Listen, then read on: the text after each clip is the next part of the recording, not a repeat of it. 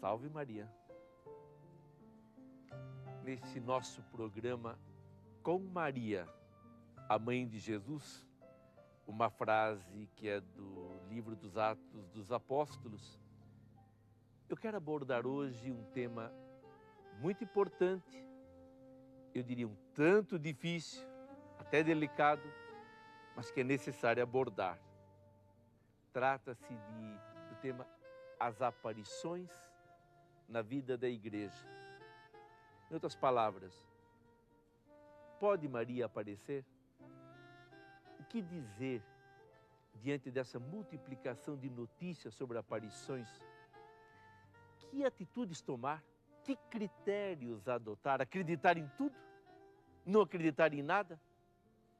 É sobre isto que iremos refletir hoje. É preciso reconhecer que este tema, o tema das aparições na vida da igreja, é um tema assim pouco estudado.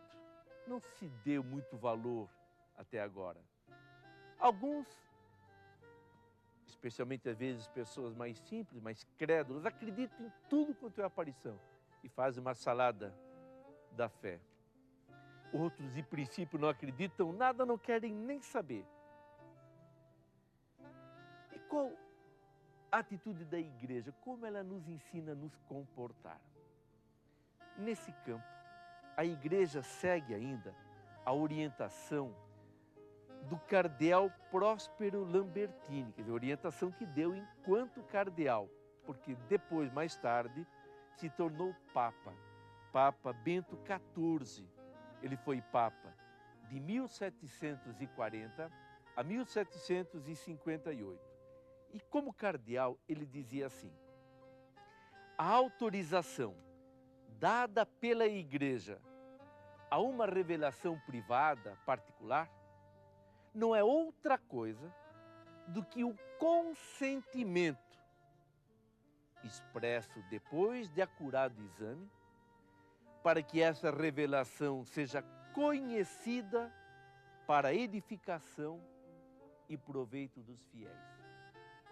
A frase é tão importante que eu vou lê-la novamente.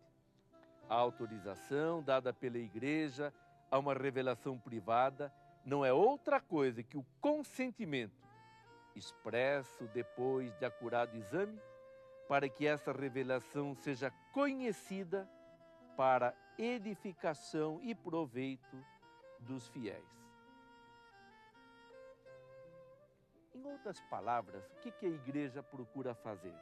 Em primeiro lugar, procura dizer o seguinte: estuda uma aparição, uma notícia de aparição e dizer que a respectiva aparição não tem nada em contraste contra a fé e os bons costumes. Tem nada contra isso.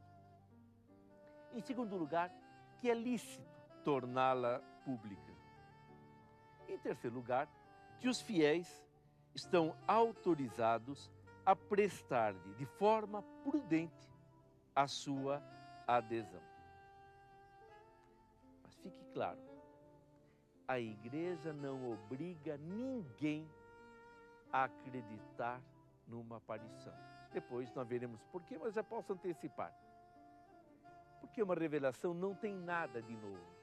Ela vem acentuar algum aspecto da revelação oficial. Portanto, o que nós devemos acreditar está na palavra de Deus.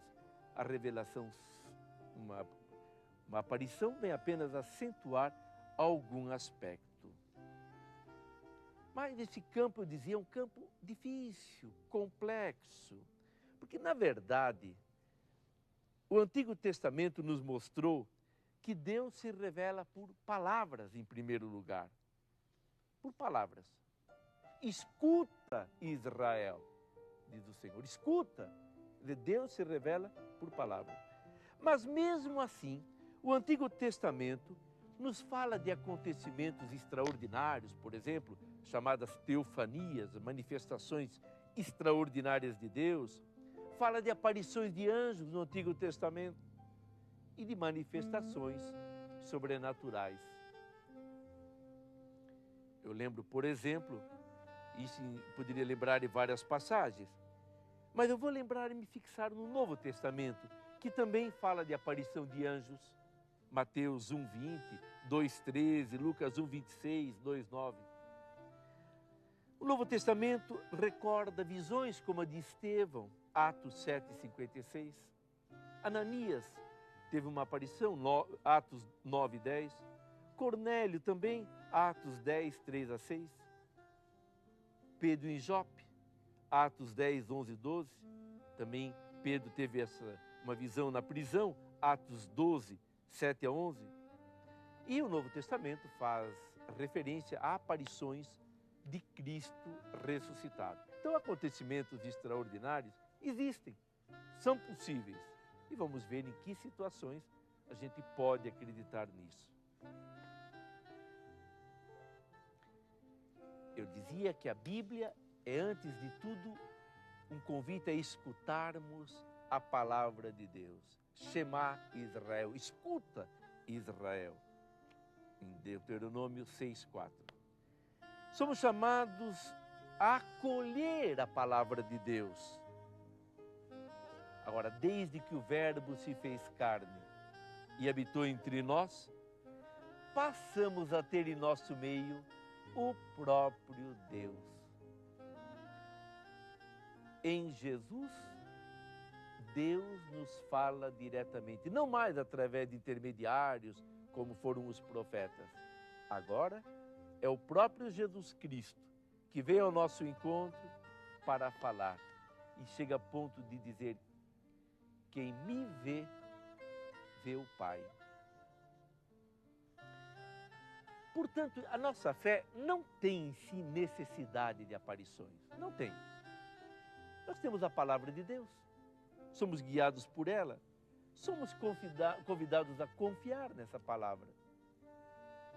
E aos Tomés de hoje, que gostam de tocar para acreditar, de ver para crer, Jesus Cristo vai continuar repetindo: felizes, bem-aventurados os que não viram e creram. Nós continuaremos refletindo sobre esse tema, mostrando como agora Jesus se revela nos cristãos, mostrando como é a maneira normal de Jesus se revelar, para depois então mergulharmos sobre o tema das aparições. Me aguardem um pouco.